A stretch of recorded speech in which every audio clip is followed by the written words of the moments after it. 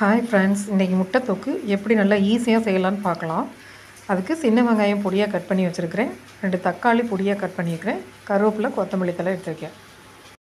ஒரு பேனில் 3 ஸ்பூன் அளவுக்கு ஆயில் சேர்த்து அது ஹீட் ஆன உடனே அதில் பட்டை, சோம்பு இது 2 போட்டு தாளிச்சுக்கலாம்.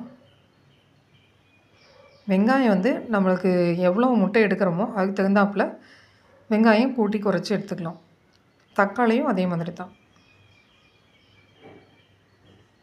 இன்றைக்கி நான் 2 முட்டை அளவுக்கு எடுத்திருக்கேன், அதனால் அதுக்கு தகுந்த அளவு வெங்காயம், தக்காளி எல்லாம் எடுத்திருக்கேன். இப்போ நம்ம கட் பண்ணி வச்சுருக்கிற வெங்காயத்தை அதில் சேர்த்துக்கலாம்.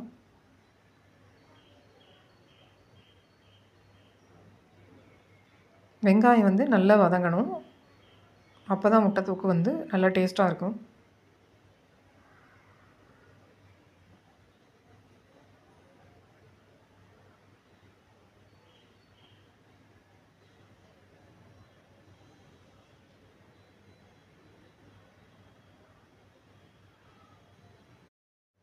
வெங்காயம் இந்த அளவு வதங்கின உடனே அதில் நம்ம தக்காளி சேர்த்துக்கலாம். அது கூடவே கொஞ்சம் உப்பும் சேர்த்துக்கலாம். வெங்காயம் தக்காளிலாம் நல்லா சீக்கிரமாக வதங்கும். ஒரு 5 நிமிஷம் அளவுக்கு இந்த தக்காளி வெங்காயம் எல்லாம் சேர்ந்து நல்ல கிரேவி மாதிரி வர மாதிரி நல்லா வதக்கி எடுத்துக்கலாம்.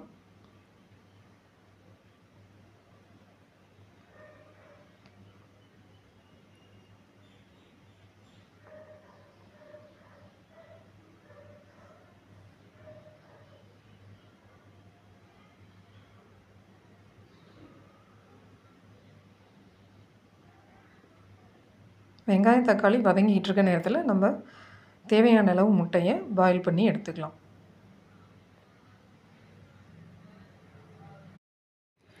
வெங்காயம் தக்காளிலாம் இந்த அளவுக்கு நல்லா வதங்கி வந்துடணும். நல்ல எண்ணெய் பிரிஞ்சு வர்ற அளவுக்கு நம்ம அதில் இஞ்சி பூண்டு பேஸ்ட்டு சேர்த்துக்கலாம். இஞ்சி பூண்டு பேஸ்ட்டு சேர்த்து ஒரு 2 நிமிஷம் அளவுக்கு அதை நல்லா மிக்ஸ் பண்ணி விட்டுக்கலாம். அதுக்கப்புறம் கொஞ்சம் மஞ்சள் தூள் சேர்த்துக்கலாம்.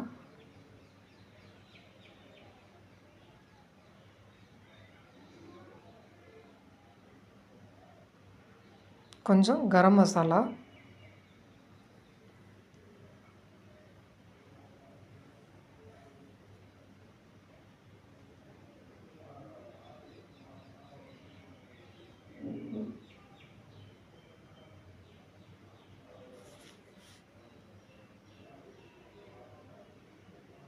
நம்ம காரத்துக்கு தகுந்த அளவு சாம்பார் பவுடர், இது எல்லாம் சேர்த்து ஒரு 2 நிமிஷம் அளவுக்கு நல்லா மிக்ஸ் பண்ணி வதக்கி எடுத்துக்கலாம்.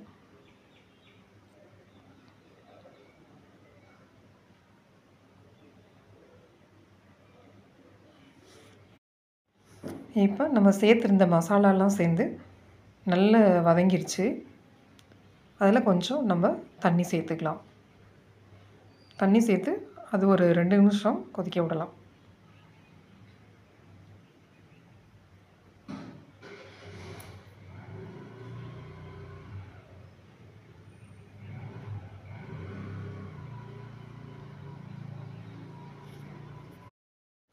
இப்போ நம்ம பாயில் பண்ணி வச்ச எக்கை இந்த மாதிரி கட் பண்ணி வச்சுக்கலாம். அப்போ தான் அந்த கிரேவி எக்கில் போய் நல்லா செய்கிறோம். இப்போ கிரேவி நல்லா ஃபார்ம் ஆயிடுச்சு. இப்போ நம்ம எக்கை அதில் சேர்த்துக்கலாம்.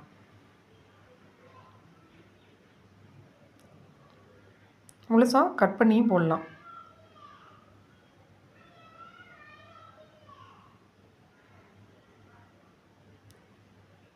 ஒரு 2 நிமிஷம் அளவுக்கு இந்த கிரேவியோடு சேர்ந்து நல்லா எக்கை நல்லா பிரட்டி விட்டுக்கலாம்.